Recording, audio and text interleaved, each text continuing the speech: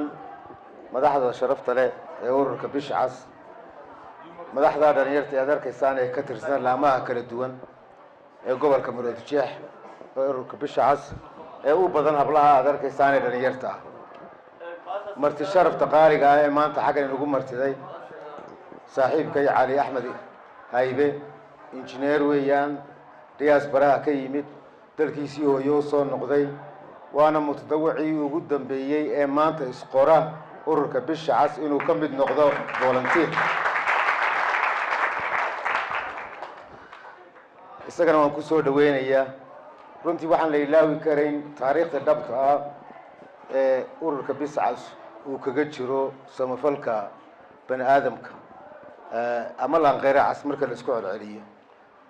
3 sano ka hor bay ahayd maalintii la asteeyay bisha December 5teedu inay noqoto maalinta mutadawwiciinta caalamiga ee bilaha cas iyo laanqeeraha cas meel kasta joogaan mutadawwiciinta ururka bisha cas ama laanqeeraha cas ee caalamiga waxa lagu qiyaasaa in kastoo saaxiibkay mar dhaweed sheegay in yar baan xagga yara ku yar daraya 980 milyan oo qof oo aqoon-yahan leh aqoon-yahan marka laga hadlaayo ama ha noqoto cilmigiisii uu ku kaabayo hawlaha samafalka ee ururka bisha cas iyo laanqeeraha cas ay qabtaan ama xoogiisii ha noqoto xilliyada loo baahdo ka soo qayb gala wixii hawle bulshadu leedahay haddii aan soo noqdo gobolka Maroodijeex waxa volunteerskooda lagu tiriyaa hablo iyo inamo marka la isku darayo 10,000 oo hablo iyo inamo intaba leh marka la kala qaado volunteersku waxa weeyi waa laba qaybood waxa weeyi qayb heegana oo xilliyada xasaasiga ah marka loo baahdo loogu yeero habka SMS-ka la yiraahdo ee shirkadaha isgaarsiintu ay bixiyaan habka waxa ka soo jawaaba 350 dhalinyaro oo hablo iyo inamaba leh xilli kasta ha noqoto waa dadka heeganka oo kuwaas waxa la yiraahdaa waa kuwa active-ka ah inta kale waxa weeyaan ilaa iyo 10,000 ee sheegayo oo sida guud uga qayb gala hawlaha caadiga ah haddii aan ku noqdo kuwa active volunteers ka la yiraahdo ama dhalinyarta heeganka ee had iyo jeer xilliyada loo yeero hawlaha qabta waxa weeyaan xilliga abaaraha kale waad ogeydeen bariyo dhaweed 4 sano oo adag oo abaara ayaynu soo marnay waxa inta hawlaha soo dhan qabanayay dhalinyar hablo iyo inamaba leh oo miyiga ugu tagayay dadkoodii tabaaleysnaa ee abaaruhu ay saameeyeen haddii ay tahay dhinaca biyo dhaamiska haddii ay tahay hawlihii kale bisha cas ay qabanaysay dadka ay ku gargaaraysay sida lacagii la siinayay beerihii loo qodayay iyaga hari habeen u soo jeeday kaalin muglana ka qaadanayay caafimaadka haday tahay marnaba la ilaawi kari maayo kaalintii caafimaadka ee ballaadneed haday shuban tahay haday xanuuno kale tahay baabuurtii wareegaysay ee mobile teamska la oranayay baabuurtan caadiga ee wareegta inagoo inuu naqaano ambulance-ka xilliyada gaarka ah amaba miyiga wareegta marka la isku celceliyo dhalinyartii ka shaqeynaysay shaqaale weynihii ururka bisha cas ururadii gaarka ah ee bilaha cas iyo laanqeeraha cas caawinayay dhaqaale ahaan iyo daawo ahaan intuba waxay ka tirsanaayeen waa dhalinyarta mutadawwiciinta qaar dibadda ka yimid baa jiray xilliyadii abaaraha ee dhawaa wad xasantiin baan jecelahay dadkii ka la tababaray bilihii Abriil ee sanadkan inuu ku jirnay horaantiisii ee 130 qof ka koobnaa ee hablo iyo inamaba lahaa ujeedadu waxay ahayd in loo diyaar gareeyo ka qaybgalka abaaraha amaba xagga caafimaadka wixii masiibaha ee markaa ummadda ku timaado waa diyaar garow mutadawwacnimo oo bisha cas ay markaa doonaysay bulshada Hargeysa ku nool hadiiba uu daacun dhaco amaba cudurro kale ay dhacaan si loo sii diyaariyo dad u gurmada oo xaafadahoodii iyo degmooyinkoodii ku diyaara oo cilmigii iyo aqoontii lagu tababaray goobihii ay ka duulayeenna loo dhigay qalabkoodii iyo waxoodii oo dhan runtii hawlo badan ayuu ururku u qabanayay muddada imikana u qabtaa dadka sida saaxiibada ay ka dhawaajiyeen mutadawacnimadu maaha wax kooban waa wax ballaaran oo qiimaheeda leh oo qaayaheeda leh astaantan aynu xidhannahay ee aad arkaysaan ee ururka bisha cas waxaa laga yaabaa dadka qaarkood inay u arkaan calaamad yaroo samafal oo caafimaad keliya toon ku kooban waa calaamad caalamiya oo duwaliya laanqeyrta cas iyo bilaa cas waxay ku midaysan yihiin samafalka bani aadamka hadday tahay xagga caafimaadka iyo masiibooyinka kale wixii bani aadam u qaban karo bulshadiisa waa calaamad caalamiya oon xad lahayn oon aqoonsi u baahnayn oo u baahan ficil iyo wax ka qabasho dhibaatada bulshada ku timaada ha u qaadanina ururka bisha cas inuu aqoonsi u baahan yahay aqoonsi kuma xidhnaa aqoonsigiisa uu wata aqoonsigiisa waxaa keenaya waa aadaminimada iyo ururkii oo aan shaqo ku lahayn wax siyaasada haba yaraatee waa urur dhexdhexaada oo u astaysan aadaminimo iyo dhexdhexaadnimo ka madax bannaan siyaasad oo had iyo jeer u heelan waxqabad waxaanu ku abtirsanaa wax kale maaha waxaynu walaaleynaya inu kulminaya waxa weeye waa samafalka mutadawacnimadu may bilaabmin shalay amaba may bilaabmin marka la leeyahay ninkii reer cross iyo maxay bilaha cas Henry Donant 1867 ka hor may jirin lama oran karo saxaabadeennii rasuulkeennii calayhi salaatu wassalaam la soconaysay ee diinta